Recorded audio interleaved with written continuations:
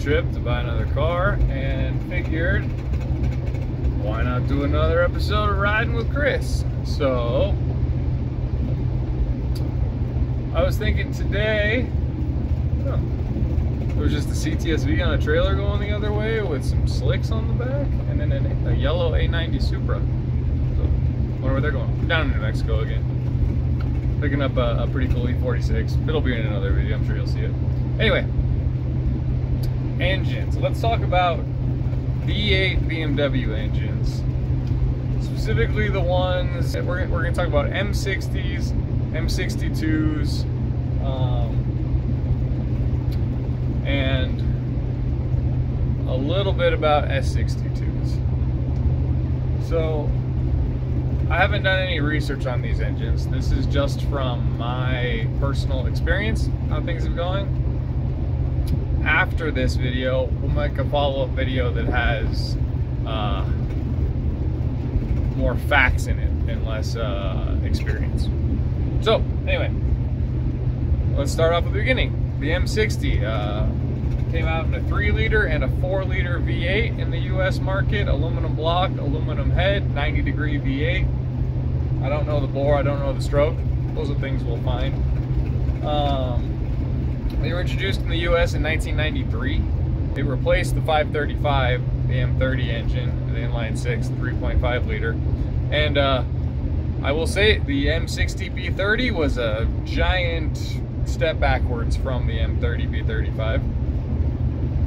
But the M60 B40 was a pretty impressive engine. Still is a very impressive engine. So big differences between the B30 and the B40 were the heads. They had smaller combustion chambers, smaller valves, they had smaller intake manifold, a lot smaller bore. About the only benefits of the 530 is that you could rev them pretty high if you wanted to build them in the aftermarket in some way, and they sounded cool, but that was about it. They made like 200 horsepower, and they felt substantially slower than an M30, even in a 5-speed form. They did though. They came with a 5-speed ZF, actually the same trans. It was like an E36 M3. Just had a V8 bell housing on it, so it was an interesting trans, no overdrive or anything in it.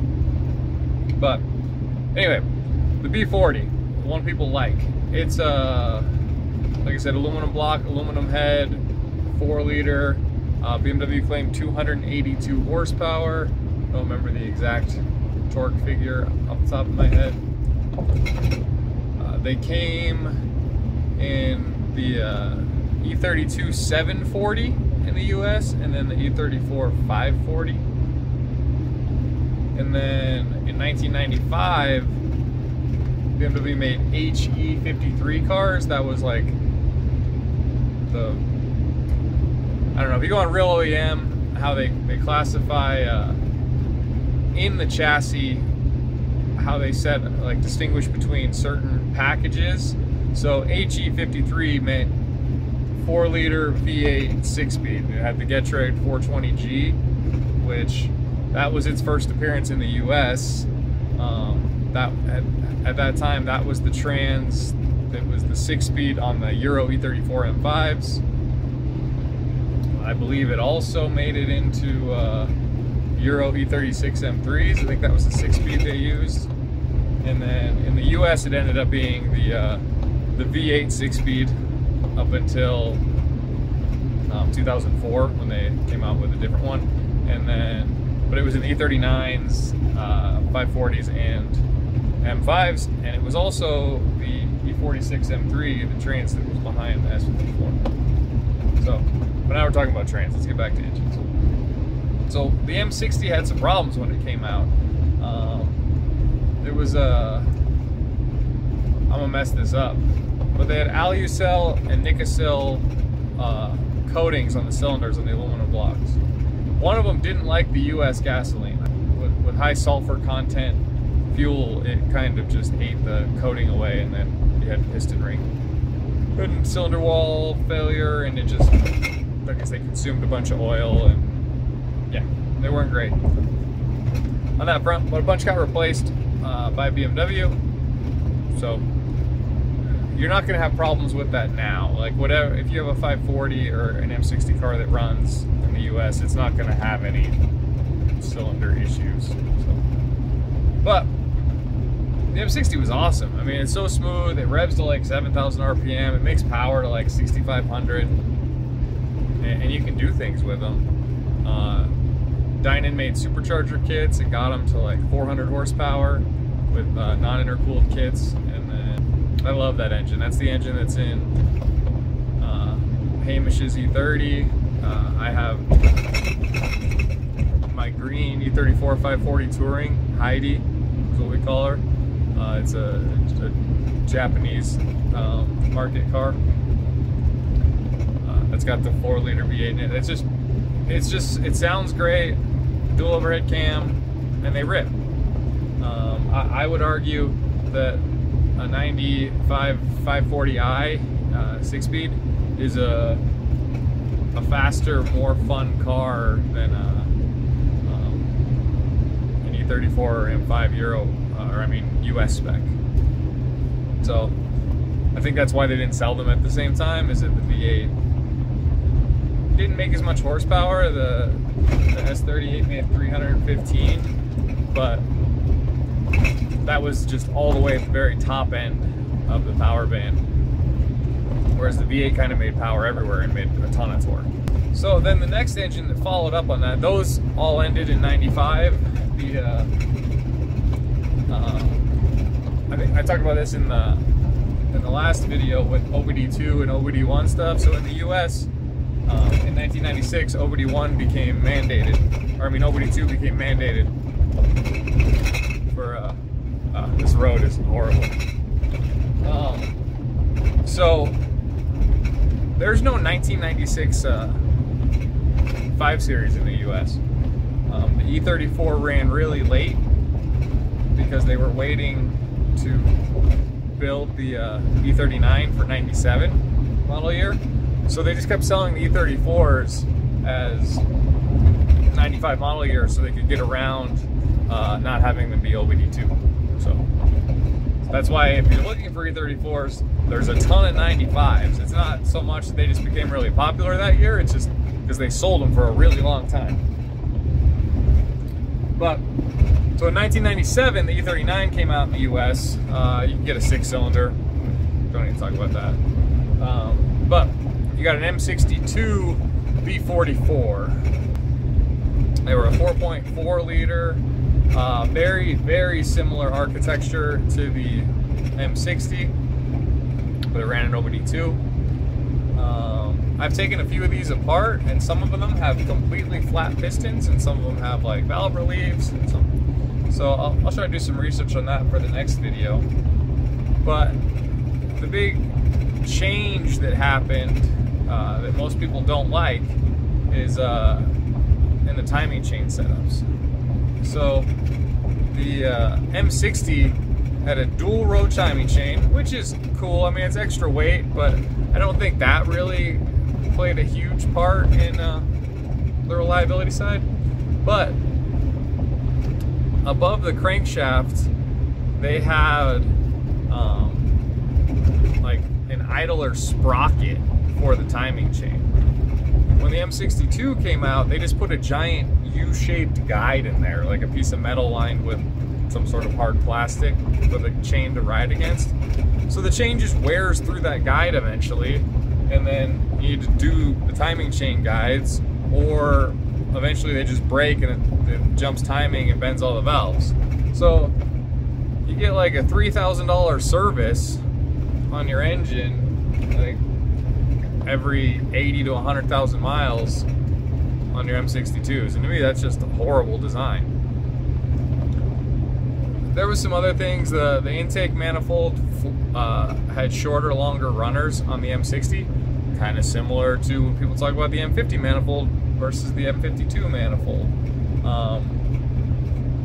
But I think it's universally accepted that the V8s made plenty of torque, and that the M60 manifold was just superior. The M60 B40 manifold was just superior. They had velocity stacks built into them, plastic ones, in the right before the runners. Yeah, they're pretty cool. So the M60 B44 or M62 B44 still was rated at 282 horsepower. It probably made a little bit more, but maybe it didn't. With that 0.4 liters more of displacement, it would be kind of weird that it didn't make any more power than the 4 liter, and that it was OBD2, so a little bit more manageable engine management, or I should say more capable, more adaptive. So that engine was in production for US model years 97 and 98. And it was in the E39 and then the E38. There are 96 7 Series that have the M62 in it, but no 96 5 Series. Then in 99, BMW came out with the M62 TU. It was still a 4.4 liter, but they added Vanos, single Vanos on each head, just on the intake cams. But then they changed the intake manifold yet again, and then they went from a drive-by cable throttle body to a drive-by wired throttle body, which a lot of people didn't like the feel of that. It kind of like disconnected you from the driving. So you got an electronic pedal and some other things. But it still used the same guide setup, so it still had the same flaws.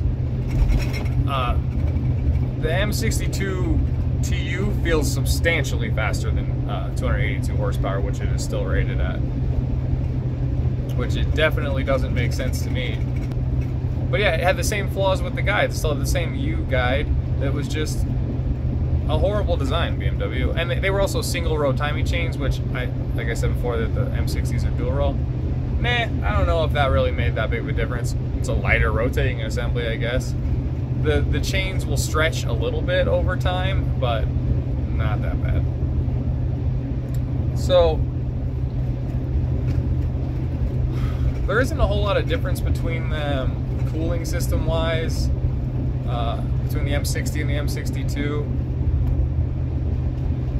The TU's got clamps, like snap clamps on all the radiator hoses, versus the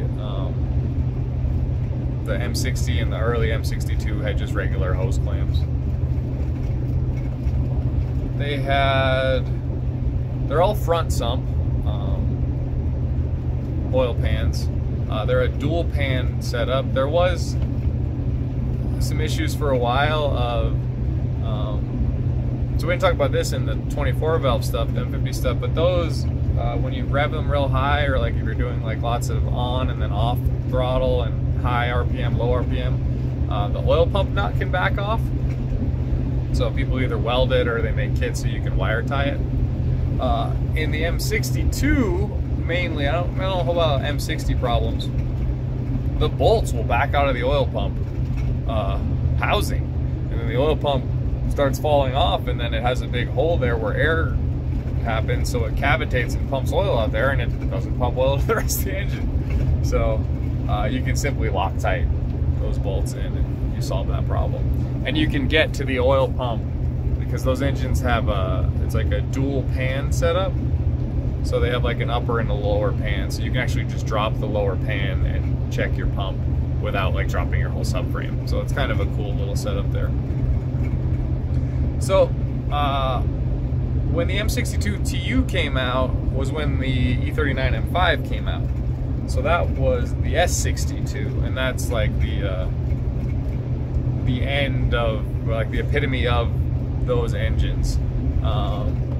In 2000 it came out as a 5 liter, and then it had some oil consumption issues, so they dropped it down to a 4.9 liter, and it dropped from 400 horsepower to 394 horsepower. Not a whole lot of people talk about that, but the engine did change. It had like slightly thicker cylinder walls or something, I think was how it changed size and different pistons. The early models, the 2000 M5s, also had metal plenums. The S62 was an ITB engine, so it had like a big plenum on top with like a bunch of trumpets inside, velocity stacks, to move the air in certain ways. Sounds really cool, worked really well. Yeah, so just the 2000 year had a metal top, like the part that says M Power on it was metal. For 2001, 2002, and 2003, that's a plastic cover.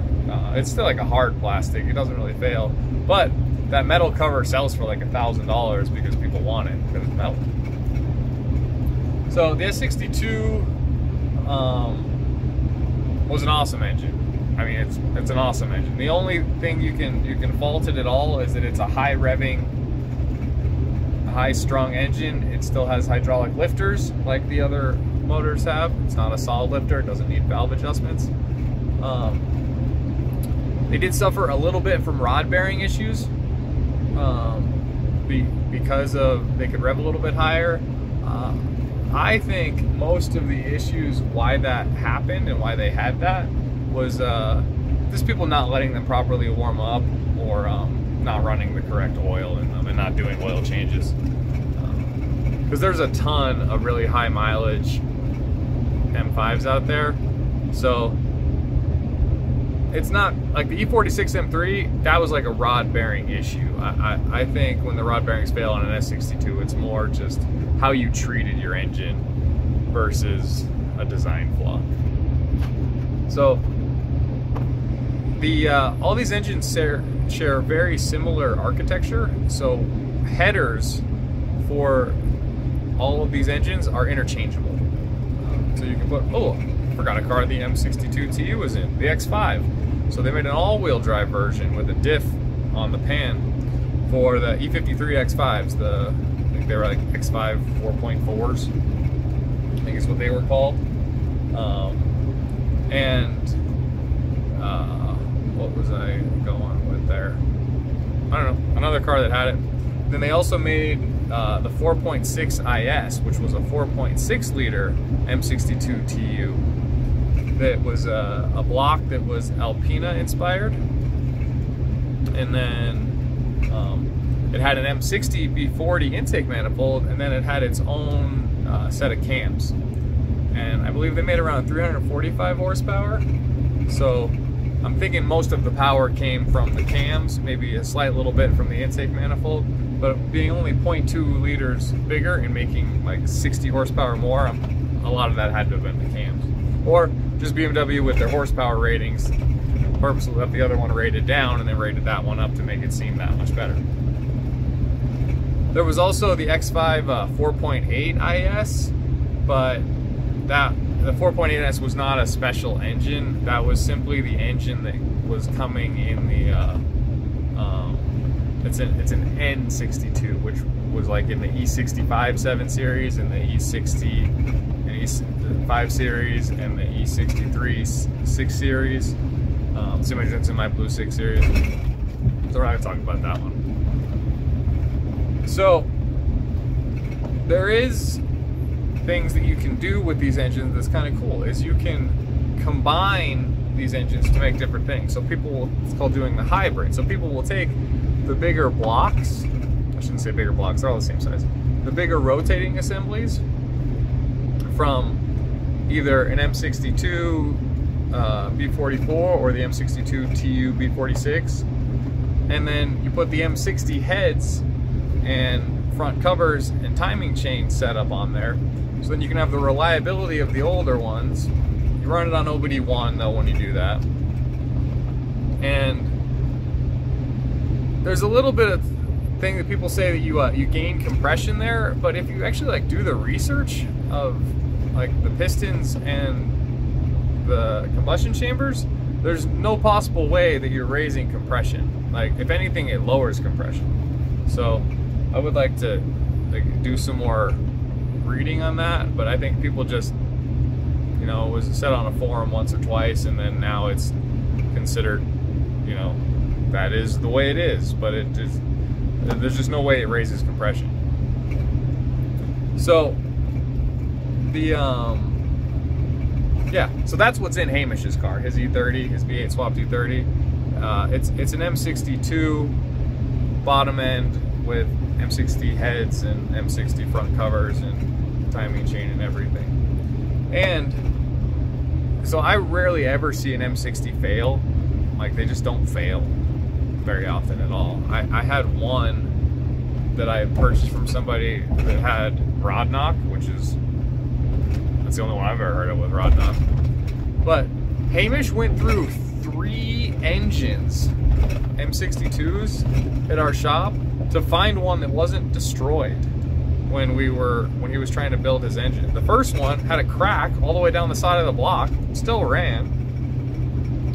The next one had a hole in a piston, and then the one that he used still had like significant wear on the cylinder walls, but it was kind of like, how many is he going to tear apart before he finds a perfect one? So he just went with that one, and it runs fine.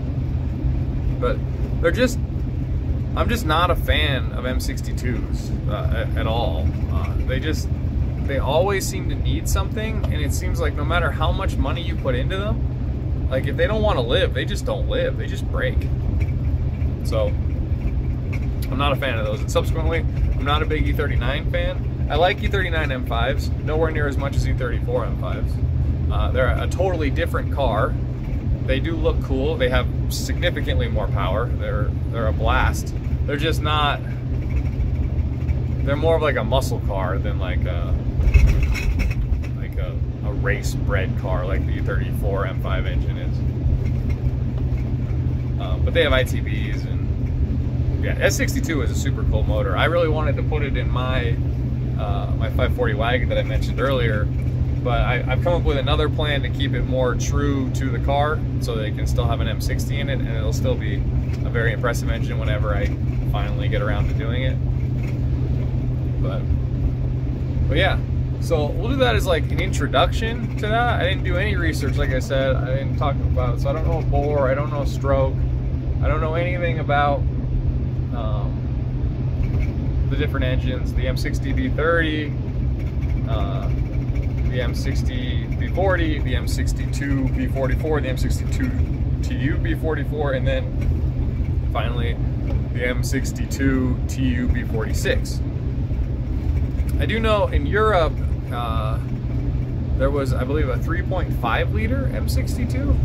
It came in like 535s and 735s. And then I learned this recently from Hamish. There was an M67, I believe, which was a twin turbo diesel version of like the M60 V8s. It's a twin turbo diesel V8, which sounds like really cool to me, and I think that'd be awesome to bring one over and put in an E38 here. So I don't know. So I'm gonna leave it there, and you guys put knowledge, stuff that you have for M60s and M62s and S62s. I just included the S62s because there's no other real place to put it.